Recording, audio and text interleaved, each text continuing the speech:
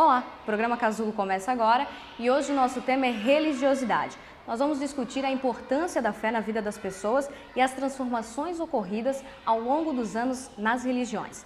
Aqui conosco o professor de Psicologia da Univale, professor Aurino, seja bem-vindo, tudo bem? Obrigado.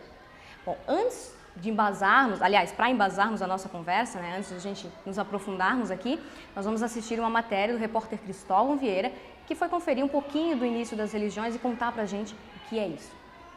Como surgiu a religião? No que as primeiras civilizações acreditavam? Qual a importância da religião para a humanidade? Essas são questões difíceis de serem respondidas, que causam polêmica e até mesmo discórdia. O filósofo David Hume, conhecido por questionar crenças religiosas em pleno século XVIII, dizia que as primeiras ideias de religião surgiram por uma preocupação em relação aos acontecimentos da vida. O professor de Psicologia da Espiritualidade, Aurino Ramos Filho, concorda com a teoria.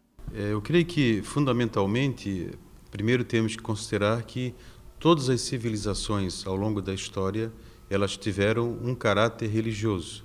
Nelas manifestou-se de um modo ou de outro, menos ou mais incisivo, o fenômeno religioso. Basicamente, eu poderia afirmar que a religião nasce do medo do futuro.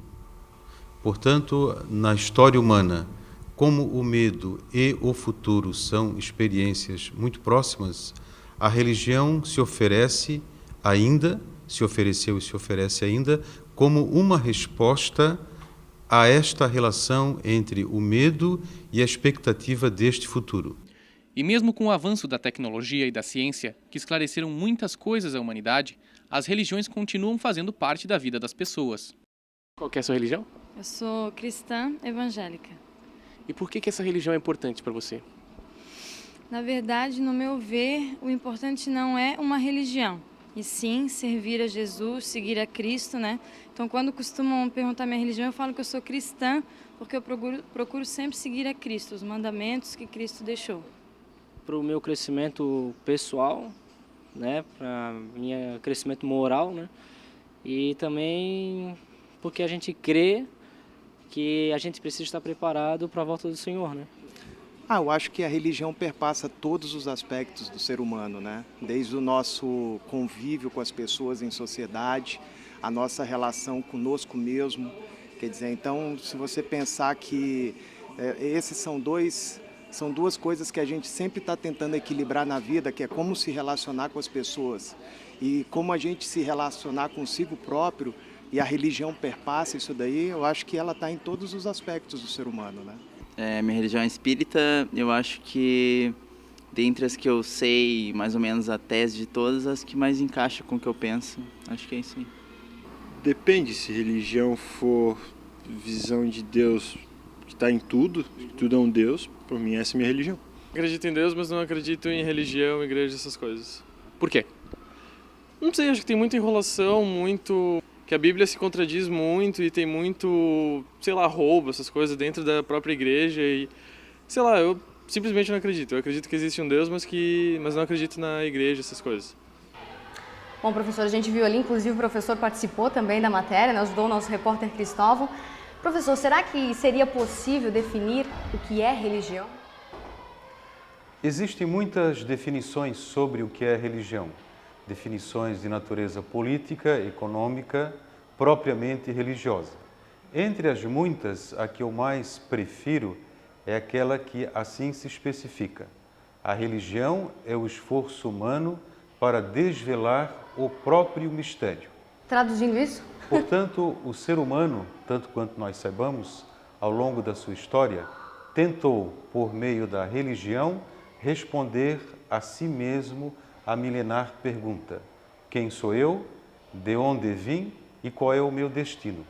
Então, a religião, qualquer que seja a sua institucionalização, é um esforço humano para responder fundamentalmente minha origem, meu sentido e meu fim. Portanto, a religião, no meu entendimento, é a tentativa humana, portanto, é sempre humana e, portanto, é um processo de responder a esta indagação. A resposta, ela institucionaliza-se. Portanto, no início da história humana, a religião era representada por meio de pinturas, por meio de expressões artísticas, até que no transcorrer dessa história humana, a expressão veio se institucionalizando, passando da religião propriamente dita a uma religiosidade, que são as expressões institucionais de uma prática religiosa. O professor falou de história, né? E a gente sempre vê nas histórias, por mais antiga que seja, o povo sempre tem uma crença, né? Por que dessa necessidade de se apegar a algo, de acreditar? É uma questão de, não só de fé, né? Mas de impulso, de motivação? Por que seria isso? É importante já frisar de antemão que, tanto quanto saibamos, tanto quanto a ciência investigou, não houve até hoje nenhuma civilização que ignorou completamente uma prática religiosa. Toda civilização, a seu modo, constituiu um modo religioso de existir. Essa é uma primeira questão que é muito importante. Quer dizer, então, que a religião não está sujeita às oscilações da história humana. Ela é história humana, mas, ao mesmo tempo, ela tem uma perenidade nessa história. Daí porque todo esforço humano para destruir a experiência religiosa foi em vão até hoje. Nenhuma cultura conseguiu erradicar da experiência humana a própria experiência religiosa. Eu creio que esta busca, essa experiência constante, é exatamente para responder ao mistério que o ser humano se impõe.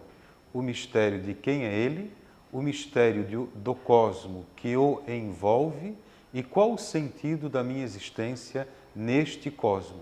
Então, a indagação primeira que eu julgo relevante caracterizar do ponto de vista religioso é que ela tenta exatamente isto, responder à minha experiência o sentido de eu existir no cosmo.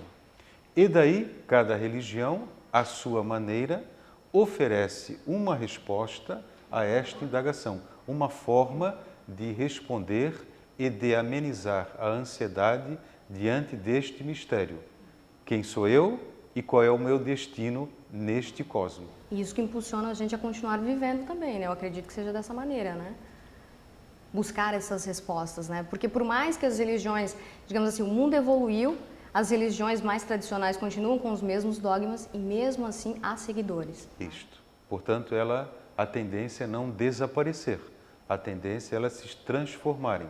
Porém, nós não poderíamos afirmar um fim da religião e da religiosidade, pois que a religiosidade é a prática institucionalizada de uma religião. Então, ela sobrevive à religião por meio de uma religiosidade que contém dogmas, mitos, práticas que agrupam o ser humano e, agrupando-o, mantém firme aquele credo. Portanto, a multiplicidade religiosa, ela se configura como uma necessidade. Haja vista que nós não poderíamos ter uma religião monolítica, fundamentada em apenas um dogma, em um rito, em uma crença, haja vista que a experiência humana é multifacetada. Portanto, cada religião, cada civilização apresenta à sua maneira uma religião e uma religiosidade consequentes desta própria civilização. As necessidades que a civilização até mesmo impõe, Impõe. né? Então, portanto, a nossa necessidade contemporânea difere da necessidade medieval. O que não difere é o desejo humano de responder ao mistério que me envolve. Portanto, se na Idade Média seria uma prática justificável uma cobrança, a usura, por exemplo, hoje também acontece. Mas a ciência nos ilumina de outro modo, que os problemas sociais devem ser explicados via ciência, política, economia ou outras formas de saber. Mas o que não muda, no meu entendimento, é o desejo humano de responder à pergunta: quem sou eu, qual o mistério que me envolve e qual o sentido de eu existir no cosmos. Professor, será que seria possível a gente fazer uma, digamos, uma diferenciação, né, uma conceituação do que é espiritualidade, do que é religiosidade, ou religião, no caso, né? Não a religiosidade, né, mas a religião? Na prática ocidental cristã, sobretudo, a espiritualidade foi durante muito tempo confundida e reduzida à religiosidade. Contemporaneamente, nós podemos fazer muito bem esta diferença. Hoje no mundo há claramente uma espiritualidade, que é uma experiência de valores e sentido, diferente de uma religiosidade, que se fundamenta numa prática institucional. Portanto, nós temos pessoas que se denominam espiritualizadas, não porém religiosas. É perfeitamente possível.